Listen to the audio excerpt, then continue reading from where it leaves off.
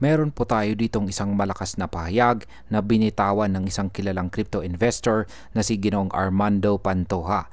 Ayon sa kanya, ang pag-abot po ni XRP sa $1,000 ay hindi lang posibilidad kundi isang bagay na inevitable.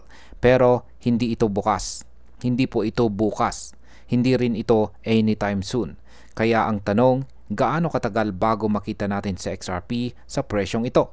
Kaya yan po ang siyang ating pag-uusapan sa video na ito, pero bago po tayo magpatuloy ay pakibasa na lamang po muna ang disclaimer dito po sa ibaba ng ating screen. Yan, ano po ba ang kasalukuyang sitwasyon ni XRP? Kamakailan lamang nag-surge po si XRP ng 60% at naabot po niya ang presyong $3.66 ang kanyang yearly peak. Pero gaya po ng ibang cryptos, napilitang huminto ang kanyang pag-akyat dahil po sa market correction. Bumalik po siya sa presyong $3 bago po muling umangat sa $3.16. Ang impact po nito sa market ay malinaw. Malakas pa rin ang demand kay XRP pero ramdam ang bigat ng correction na humihila sa buong crypto space. Ngayon ay bakit po ba naniniwala ang eksperto na aabot sa XRP sa presyong $1,000?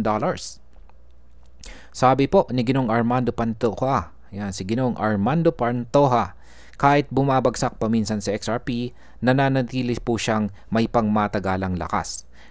Kumpara pa ito sa naging paglalakbay ni Bitcoin. Si Bitcoin unang umabot po ng $1,000 noong November 2013. 4 na taon mula nang magsimula siyang i-trade. Pero hindi po siya nagtagal doon. Bumalik siya ulit at nakabalik lang ng tuluyan noong taong 2017. 8 taon mula sa kanyang launching.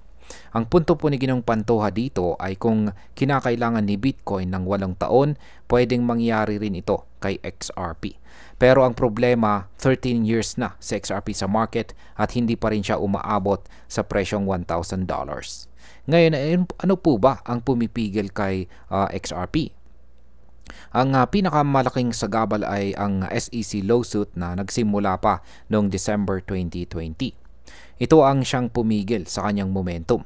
At ayon po kay Ginoong Pantoja, ang kaso ay parang reset button na nagpabagal at halos nagbalik sa umpisa ng kanyang trajectory.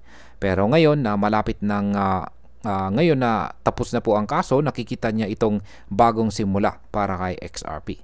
Ngayon ay gaano po ba katagal bago ang $1,000? Kung susundin po ang parehong 8-year timeline na dinaanan ni Bitcoin, posibleng abutin po ni XRP ang $1,000 sa mga taong 2033 hanggang 2035. Sa presyo po niya ngayon na $3.16, kakailanganin pa niya ng higit 31,000% na pag-akyat para marating ang milestone na yan. Kung mangyayari po ito, magdadala ito ng isa sa pinakamalaking returns sa buong kasaysayan ng crypto market. At ayan, ang opinion ko naman po rito ay ang $1,000 target ni XRP ay isang pangarap na tila malayo sa kasalukuyan. Pero kung matatapos po talaga or dahil tapos na po pala ang SEC lawsuit at makakakuha ang Ripple ng mas malalaking partnerships at makapagpatayo po ng mas malawak na utility sa global payments, maaari pong magsilbing tulay ito papunta sa mas mataas na presyo.